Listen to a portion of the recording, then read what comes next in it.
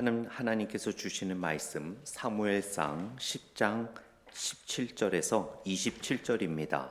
사무엘상 10장 17절에서 27절입니다. 구약 423페이지입니다. 구약 423페이지 사무엘상 10장 17절에서 27절입니다. 김정조 목사님 오늘 연락이 왔는데요. 빨리 오고 싶으셨나 봐요. 21일 날 오실까 했는데 그 전날 다음 주 목요일 9시에 이제 시애틀 공항에 도착하십니다. 이제 비자도 다 나왔고 여권 비자 사진 찍어서 보냈더라고요. 비자 다 나왔고 여권 준비 다 됐고 비행기 티켓 다 끊었고 이제 다음 주 목요일 11월 20일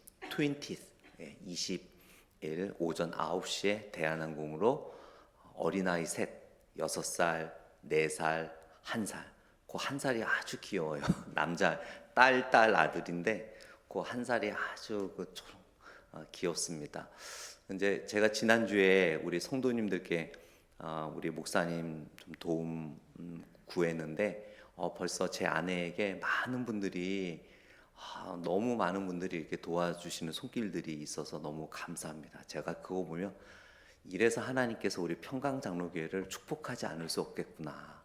정말 하루 한 주 그렇게 주일날 광고했는데 여러분들이 밥솥부터 해서 이불까지 다 크게 해주겠다고 너무 감사합니다. 그래서 제 아내가 리스트를 다 만들었거든요. 그래서 이왕이면 겹치지 않게, 왜냐하면 여러분들이 이렇게 사랑을 보냈는데 겹쳐서 이것이 쓰임 안 받으면 안 되지 않습니까? 그래서 꼭 도네이션 하고 하시고 싶으신 분들은 제 아내에게 말씀하셔서 미리 그게 돼 있는 부분들이 있기 때문에 없는 부분, 체크리스트를 보시고 체크가 안 돼 있는 부분들을 해주시면 감사하겠습니다. 너무 감사합니다. 그리고 그래서 이제 주일날 광고를 드렸듯이 이제 12월부터는 저희 교회가 예배가 조금 하나 더 늘어났죠. 오전 9시 예배가 드려집니다. 왜냐하면 이제 11시 15분에 학생들 예배, 주일학교 예배가 같이 드려지기 때문에 사역자들과 교사들이 11시 예배를 못 드려요. 11시 15분 예배. 그러나 저는 모든 사역자들은 예배가 우선이라고 저는 믿기 때문에 교회 사역하신 분들은 일단 주일날 예배를 드려야 되거든요. 그래서 제가 좀 분주해지겠지만은 9시 주일 오전 9시에 일부 예배가 12월부터 신설이 됩니다. 그래서 혹시나 여러분 갑자기 주일날 오후나 어떤 일이 생겼을 때 꼭 9시 예배라도 참석하셔서 주일 성수를 하시는 우리 평강장로교회 성도님들이 되시기를 원합니다.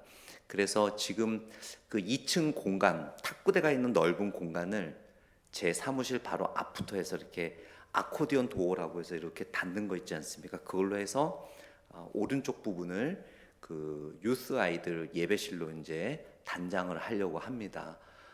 위에 있는 장의자를 좀 분리를 해서 다 치우고 공간을 좀 넓게 하기 위해서, 그래서 최대한 교회를 많이 건들지 않고 우리가 사용할 수 있는 공간을 좀 지혜롭게 활용해서 우리 학생들과 어린아이들이 예배 드리는데 불편함이 없도록 그렇게 하려고 합니다. 그래서 여러분들도 기도해 주시고 또 협조해 주시면 감사하겠습니다. 우리 말씀 읽도록 하겠습니다. 사무엘상 10장 17절에서 27절입니다. 제가 17절 읽고 여러분은 18절 읽으면서 27절까지 교독하도록 하겠습니다. 사무엘이 백성을 미스바로 불러 여호와 앞에 모으고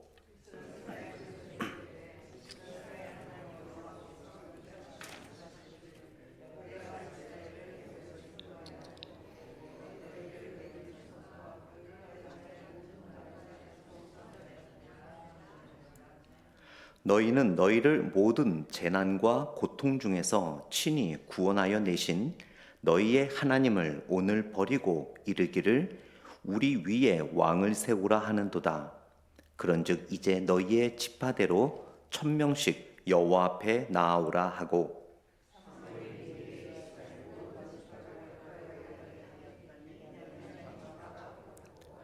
베냐민 지파를 그들의 가족별로 가까이 오게 하였더니 마드리의 가족이 뽑혔고 그 중에서 기스의 아들 사울이 뽑혔으나 그를 찾아도 찾지 못한지라.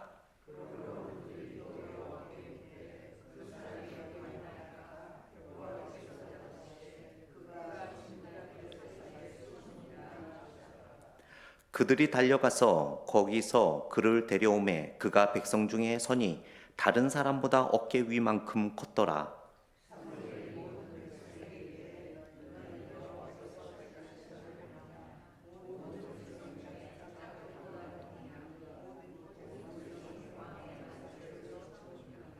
사무엘이 나라의 제도를 백성에게 말하고 책에 기록하여 여호와 앞에 두고 모든 백성을 각기 집으로 보내매.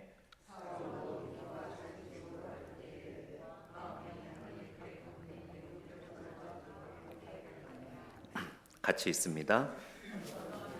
이르되 이 사람이 어떻게 우리를 구원하겠느냐 하고 멸시하며 예물을 바치지 아니하였으나 그는 잠잠하였더라. 아멘. 잠시 기도하겠습니다. 하나님 감사합니다. 하늘의 문을 여시고 저희들에게 은혜와 축복을 허락하여 주시옵소서. 하늘 문을 여시고 우리의 생각이 아닌 하나님의 뜻을 깨닫게 하여 주옵소서. 예수님 이름으로 기도드렸습니다. 아멘.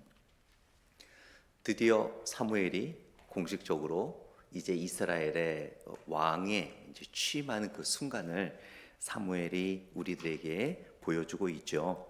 17절 말씀 보게 되니까 사무엘이 백성을 미스바로 부릅니다. 이 미스바라는 곳은 이스라엘 백성들에게 회개와 하나님 앞에 온전하게 나아가며 자신들을 성찰하는 그러한 장소로 잘 알려져 있지요. 그래서 한국에서도 어떤 부흥집회할 때 미스바 대성회, 미스바 대각성대회라고 종종 그렇게 많이 불려졌습니다. 사무엘이 백성들을 미스바로 불렀지요. 그런데 그 미스바가 중요한 게 아니라 그 다음 말씀이 중요해요. 여호와 앞에 모으고. 그들은 어디에 모여 있습니까? 미스바에 모여 있잖아요. 그런데 그들이 지금 어디에 있는 거예요? 누구 앞에 있는 거예요? 여호와 앞에 있다라는 거예요. 미스바가 중요한 게 아닙니다. 중요한 거는 누구 앞에 있느냐가 중요한 거예요. 미스바에서 대각성 운동이 구약 성경에 나오지만 그 미스바 장소가 중요한 것이 아니라 그들이 여호와 앞에서 죄를 머리에 뒤집어 쓰면서 철저하게 하나님 앞에 회개했던 것이 바로 대각성으로 이어진 것이죠. 저희는 오늘 이 시간에 시애틀 평강장로교회에 나와 있는 것이 아닙니다. 우리는 여호와 앞에 나와 있는 것이에요. 그렇기 때문에 이 자리가 존귀한 거예요. 그렇기 때문에 이 자리가 걸어오신 분도 계시고 버스 타고 오신 분도 계시고 운전하고 오신 분도 계시고 또 이 시애틀 겨울 날씨가 4시 반부터 깜깜해져서 얼마나 어둡습니까? 그럼에도 불구하고 우리가 이곳에 나온 이유가 무엇입니까? 바로 교회 건물에 온 것이 아니라 여호와 앞에 나온 것이라는 사실을 성경은 우리들에게 이야기해 주고 있습니다. 사람은요, 누구 앞에 있느냐에 따라 전혀 말투나 행동이 달라집니다. 또한 내가 누구와 함께 있느냐, 내가 어디에 있느냐에 따라 마음이 전혀 달라진 것을 볼 수 있어요. 제가 월요일, 화요일 그 LA에 다녀왔습니다. 저는 LA에 잠깐 들린 적은 있어도 하루를 지낸 적은 처음이었습니다. 그렇게 한인들이 많이 살고 유명한 로스앤젤레스를 제가 하룻밤 지내고 왔다는 거 아닙니까? 그것도 코리아타운 근처에서. 제가 순서를 맡은 교회가 코리아타운 근처에 있었기 때문에 그 근처에서 생전 처음 미국에서 28년 살면서 LA라는 데를 가서 하룻밤을 지내고 왔습니다. 저는 기대를 많이 했죠. 왜냐하면 다들 LA가 너무 좋다, 날씨가 너무 좋다, 파라다이스다, 환상적이다 막 그랬는데 제가 기대를 하고 가지 않았겠습니까? 90도가 가까이 되는 날씨에 제가 시애틀만 있다가 또 순서를 하기 때문에 양복에다가 긴 옷에다가 넥타이 가져갔는데 90도 가까이 되는 날씨에 너무너무 더워서 일단 더워서 좀 고생을 많이 했습니다. 그리고 너무 건조하더라고요. 그리고 햇볕이 너무 강하더라고요. 바로 어디 생각이 났겠습니까? 시애틀 생각이 나더라고요. 그러면서 아니 이 설교 또 LA 계시는 분들이 또 들으면은 저 목사님 왜 저러? 아니 LA도 좋긴 한데 제 입장에서는 LA도 좋습니다. LA 계신 분들 LA도 좋은데 제 입장에서는 시애틀이 너무 좋은 거예요. 산과 바다와 강과 설산이 있고 여름에도 시원한 설산이 보이고 또 겨울에는 촉촉한 비가 내려서 어느 정도 차 한 잔 마실 수 있는 좋은 분위기, 그 분위기가 너무 생각이 나서 저는 1박 2일 동안 언제 시애틀 돌아가나 시계만 봤습니다. 언제 순서가 끝나나, 언제 또 비행기 캔슬이 되면 어떡하나. 그 비행기 캔슬이 될 것을 제일 걱정하신 분이 박근영 목사님이거든요. 제가 안 오면은 수요 예배를 또 하셔야 되고 새벽기도 하셔야 되고 다 해야 되니까 또 캔슬 될까봐 걱정한 사람이 저였습니다. 나 시애틀 가고 싶은데 LA는 내 스타일이 아닌 것 같은데 다행히 이렇게 캔슬이 안 되고, 왜냐하면 그 셧다운 때문에. 그런데 이제 셧다운이 곧 풀린다고 하죠. 그래서 아메리칸 에어라인이 LA에서 출발하는 비행기들이 그 캔슬이 많이 돼서 걱정을 많이 했지만 정시간에 잘 왔습니다. 제가 왜 그렇게 좋다라는 LA에 마음이 왜 편하지 않았을까요? 제 마음이 시애틀에 있었기 때문이죠. 우리가 가정에 있던 또 직장에 있던 비즈니스에 있던 사람을 만나던 운동을 하던 무엇을 하든지 우리의 마음이 누구 앞에 있느냐가 중요한 거예요. 누구 앞에 있느냐, 누구와 함께 하느냐, 내 마음이 어디에 있느냐에 따라 여러분 우리들의 삶이 달라지는 거예요. 오늘 본문에서 사무엘은 이스라엘 백성들이 그 로케이션, 플레이스, 장소로 미스바에 모인 것이 아니라 그들은 여호와 앞에 모인 거예요. 사울도 마찬가지입니다. 따라서 이스라엘 백성들은 하나님 앞에서 존재하는 그런 삶의 모습을 살아가야 되며, 사울 왕은 인간이 아닌 하나님 앞에 있는 것처럼 사울은 통치를 해야만 했습니다. 한국이나 미국이나 전 세계나 수많은 지도자들이 있잖아요. 정말 그들이 국민을 먼저 생각하기 전에 하나님 앞에 있는 두렵고 떨리는 마음으로 통치를 한다면 어느 나라든 더 행복한 그런 통치를 하지 않을까 싶습니다. 우리도 마찬가지입니다. 여러분들이 가정에 있던, 직장을 다니던, 비즈니스를 하던, 손님을 만나던 무엇을 하든지 간에 코람데오라 그러죠. 하나님 앞에서 우리가 신실하게 살아가는 그 마음 자세를 잃지만 않는다면 우리는 언제나 하나님의 은혜에 감사하며 하늘의 문이 열려서 주시는 그 행복을 우리는 잊지 않게 될 줄 믿습니다. 아무리 부유하고 아무리 권력 있고 아무리 좋은 곳에 있다 하더라도 내가 하나님 앞에 있다라는 사실을 망각하는 순간 우리는 죄에 휩쓸릴 수밖에 없을 것이며, 하나님께서 내게 주신 물질도 또한 시간도 상황도 모든 것을 우리는 불평과 불만과 좌절 속에 살아갈 수밖에 없을 것입니다. 그러나 내가 병이 있더라도, 내가 힘들더라도, 내가 어렵더라도 하나님 앞에 있음을 우리는 기억할 때 그 순간을 믿음으로 우리는 담대하게 이겨나갈 줄 믿습니다. 오늘 이 본문에서 여호와 앞에라는 것은 하나님의 임재의 공간을 의미하는 거예요. 비록 미스바에 모였고 그들의 눈에는 하나님이 보이진 않지만 하나님 앞에라는 것은 그들과 함께 하나님이 함께 하신다라는 의미입니다. 우리가 이 시간에, 여러분이 이 시간에 하나님 앞에 계심을 믿으십니까? 그러면 하나님이 여러분과 함께 하심을 믿으십니까? 그렇죠. 하나님 앞에라는 것은 여러분 그냥 멀찍이 어떤 사람 앞에 있다는 의미가 아니에요. 하나님 앞에라는 그 신학적 의미는 하나님께서 여러분과 교제를 나누고 계시다는 거예요. 여러분을 지켜봐 주시고, 사실 여러분이 누군가 앞에 있더라도 그 수십 명, 수백 명, 수만 명 중에 한 명이라면 그 한 사람이 여러분을 신경 쓰기는 어려울 것입니다. 가수가 콘서트를 할 때 수만 명 앞에서 할 때 그 일일이 그 팬 한 분 한 분을 어떻게 다 기억하고 챙겨주겠습니까? 못하죠. 그러나 하나님 앞에라는 것은 여러분, 전 세계의 모든 인류가 하나님 앞에 있다 하더라도 하나님은 여러분 한 사람 한 사람을 개인적으로 인격적 교제를 나누시며 여러분의 작은 기도 소리도 들으신다는 사실을 기억하시기 바랍니다. 그것이 바로 여호와 앞에라는 의미예요. 아담은 안타깝게도 창세기 3장 8절에 여호와의 낯을 피했다라고 이야기를 합니다. 아벨은 그러나 창세기 4장 4절에 눈에 하나님이 보이진 않지만 여호와 앞에 제사를 드렸다고 하지요. 모세는 출애굽기 33장 11절에 여호와 앞에서 말하였다라고 기록하고 있고요.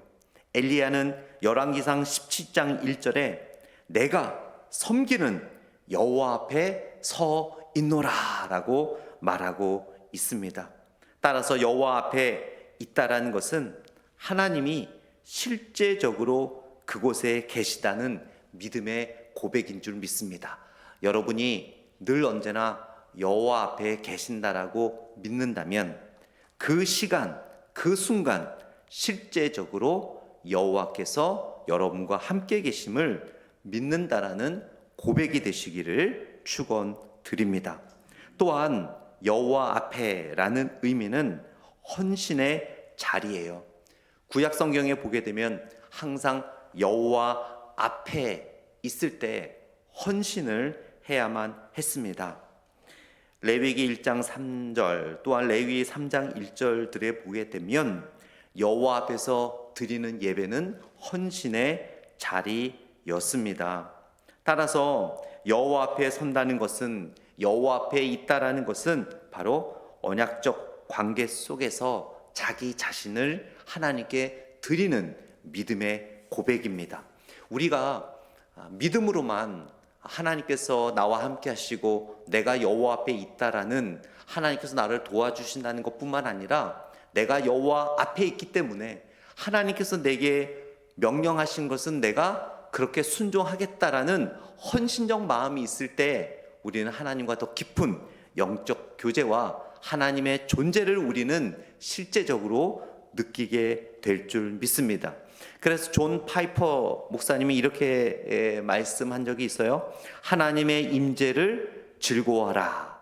하나님 앞에 선다는 것은 하나님께서 우리의 기쁨의 근원이심을 인정하는 행위입니다.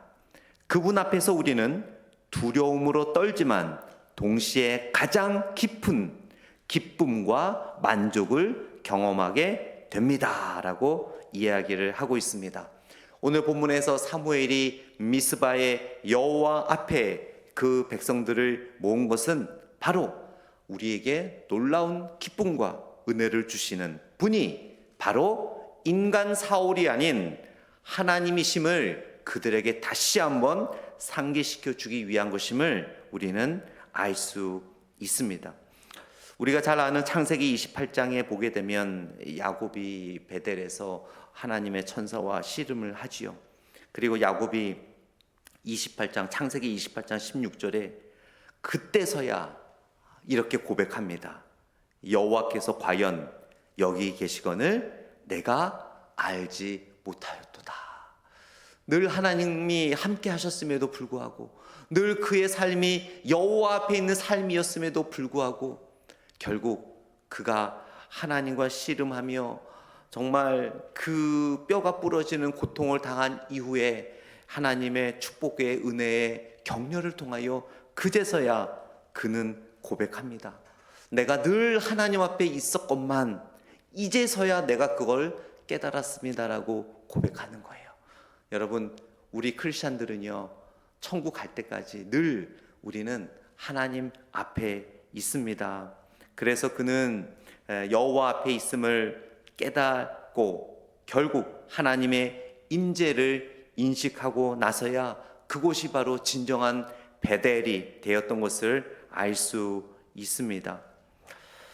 또한 오늘 본문 이 19절 말씀을 보게 되면은요, 여러분 한번 19절 말씀 같이 읽어보겠습니다. 시작. 너희는 너희를 모든 재난과 고통 중에서 친히 구원하여 내신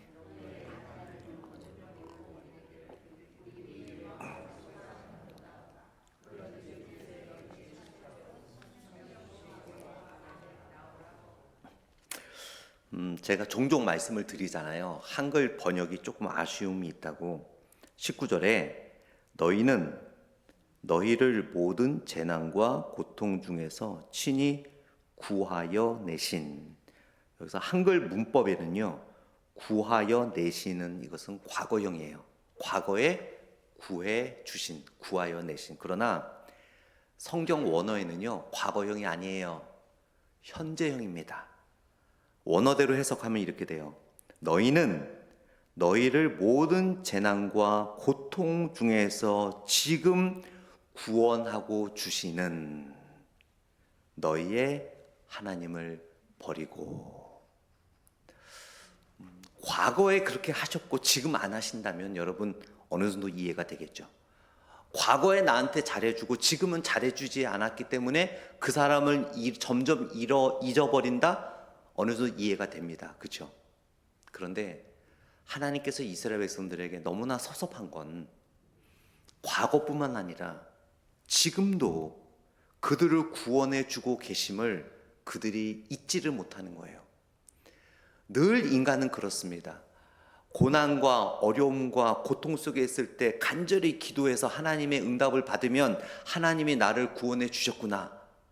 그러나 하나님께서 병이 더 이상 오지 못하게 막고 계시고 더 재난이 없도록 막아주시고 삶의 여러 고통과 어려움이 수없이 사탄의 그런 시험과 그런 사탄의 그 핍박이 있음에도 하나님이 막아주심에도 불구하고 우리는 내가 잘해서 지금 내가 건강하구나, 내가 잘해서 가정에 지금 평안하구나, 내가 잘하고 있어서 내가 헌신하고 희생하고 내가 잠도 안 자고 열심히 비즈니스 하니까 지금 비즈니스가 어느 정도 운영되는구나, 내가 열심히 연구하고 헌신하고 직장을 내 삶이라 생각하고 했더니 내가 이렇게 직장 생활을 하고 있구나.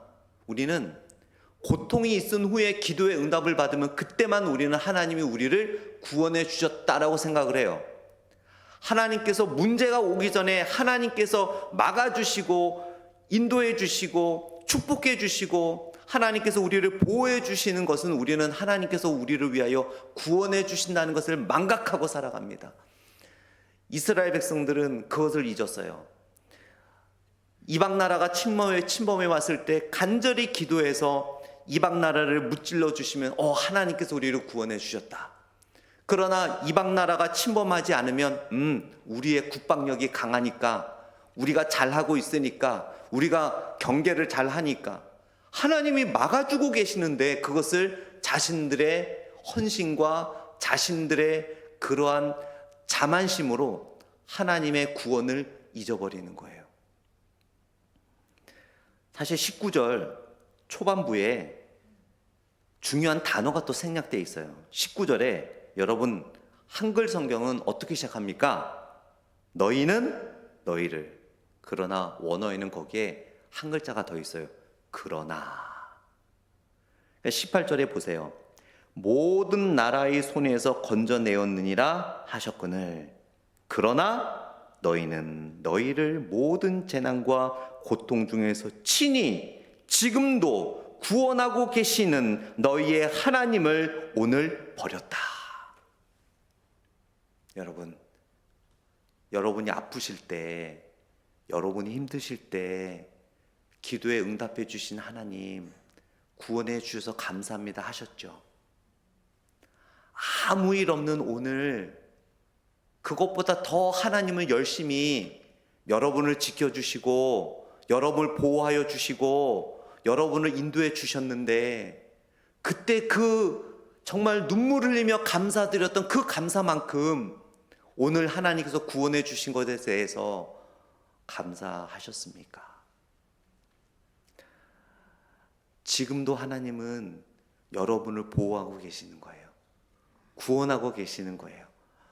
오늘 이곳에 무사히 온 것 하나님의 보호하심이 없었으면, 오늘 우리가 이 자리에 여호와 앞에 나와 예배드릴 수 있었던 것 하나님의 보호하심이 없었다면 우리는 불가능했을 것입니다.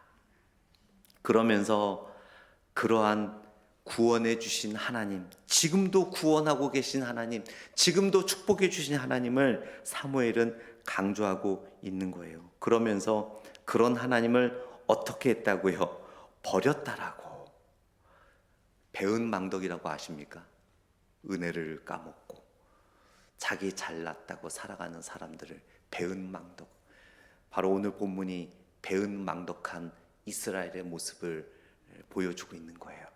이것이 혹 저의 모습이 아닌가, 혹시 여러분들의 모습이 아닌가 우리는 늘 묵상해야 될 줄 믿습니다.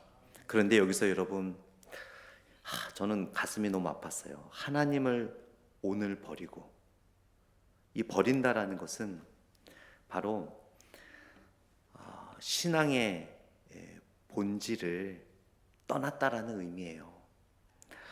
여기서 버린다라는 원어의 의미는 단순히 어떤 위치를 떠나거나 가지고 있던 것을 소유하지 않고 내놓다는 의미가 아니라 어떠한 존재의 가치를 무시한다는 의미예요. 즉 그것을 무시한다는 거예요. 여러분, 사람이 언제 가장 상처받습니까? 무시할 때. 그렇죠? 그 사람의 존재를 완전히 없는 사람 취급할 때. 여기서 이스라엘 백성들이 지금도 그들을 위해 열심히 구원하고 계신 하나님을 모른 척했다는 거예요. 하나님의 마음이 얼마나 아프셨을까요? 하나님을 버린다는 것은 그분의 능력을 의심하고 그분의 말씀보다 인간의 판단이 더 낫다고 여기는 것입니다.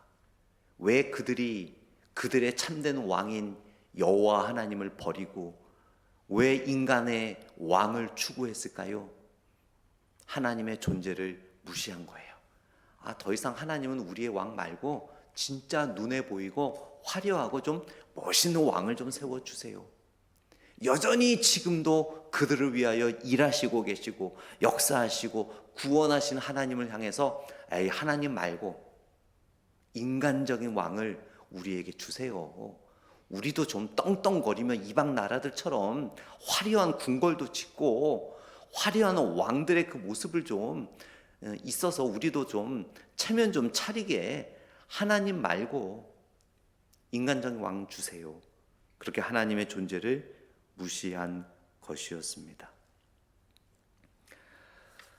그러면서 22절에 보게 되면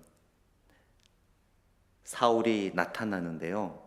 이제 제비를 뽑습니다. 이 당시에는 제비를 뽑아서 하나님의 뜻을 구했어요. 그런데 지금은 제비 뽑는 거 아니에요, 여러분. 어떤 분들은 구약에 제비 뽑았으니까 지금도 제비 뽑아야지. 아닙니다. 구약 시대에는 제비 뽑기란 특별한 방법을 통해서 하나님이 역사하신 거고, 그때는 그 시대에, 지금은 하나님께서는 이 말씀 성경 66권이 완벽하게 하나님의 뜻과 하나님의 계획과 하나님의 모든 것이 담겨져 있기 때문에 우리는 이 말씀과 기도를 통하여 하나님의 뜻을 우리는 찾아갈 수 있습니다. 제비를 뽑는데 뽑혀서 결국 사울까지 오게 되지요. 그런데 여러분, 그때 사울이 어떻게 하고 있었나요? 22절에 보니까 그러므로 그들이 또 여호와께 묻되 그 사람이 여기 왔나이까? 여호와께서 대답하시되 그가 진보다리들 사이에 숨었느니라 하셨느니라 라고 이야기를 하고 있어요. 사울은 사실 자기가 왕이 되고자 했던 사람은 아니었어요. 그렇죠? 성경에 보게 되면 하나님께서 선택하시는 사람들 가운데 자기가 하고 싶어서 된 사람은 거의 없습니다. 모세도 그랬고 아브라함도 그랬고 다 하나님의 선택하셔서 부르신 거예요. 사울도 마찬가지예요.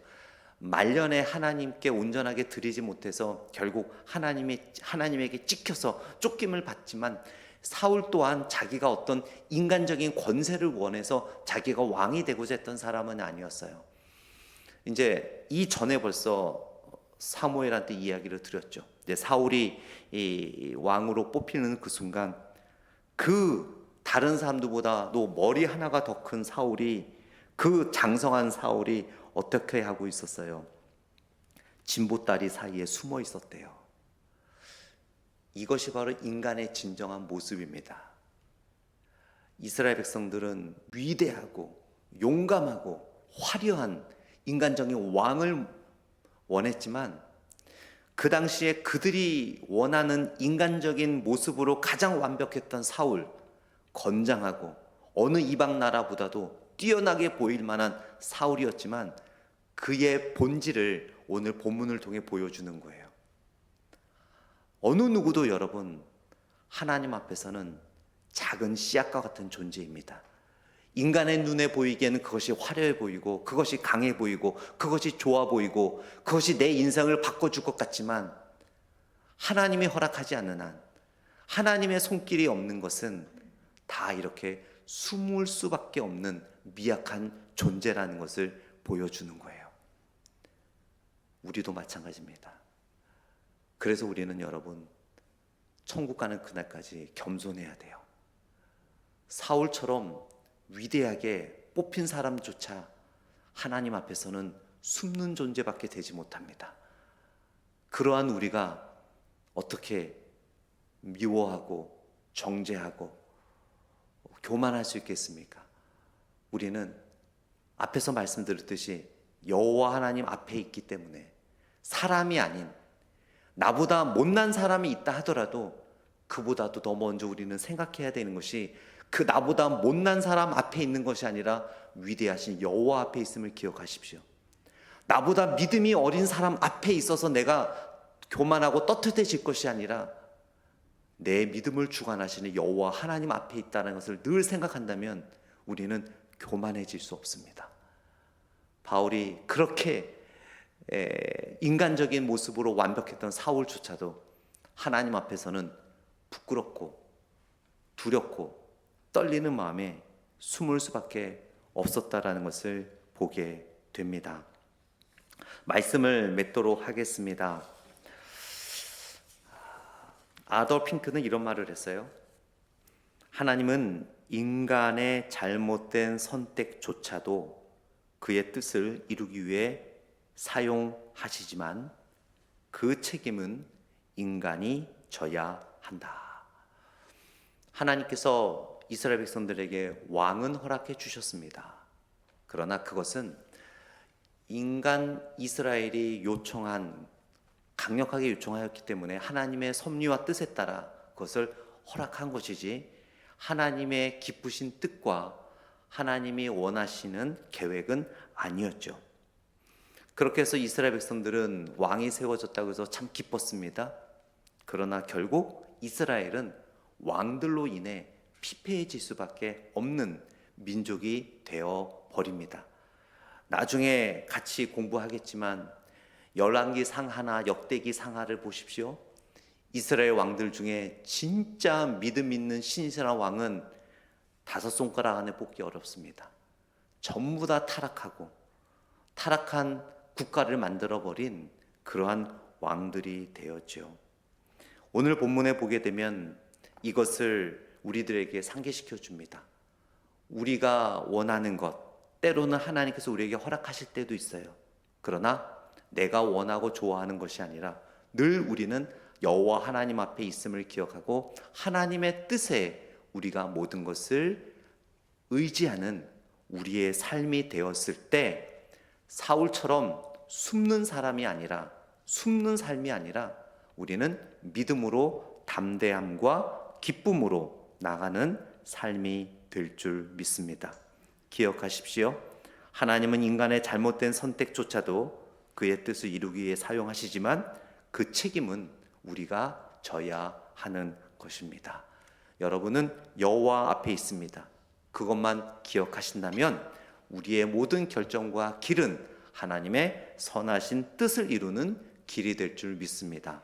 기도하겠습니다. 하나님 아버지, 오늘 본문을 통하여 우리가 다시 한번 여호와 하나님 앞에 있음을 기억하게 하심에 감사합니다.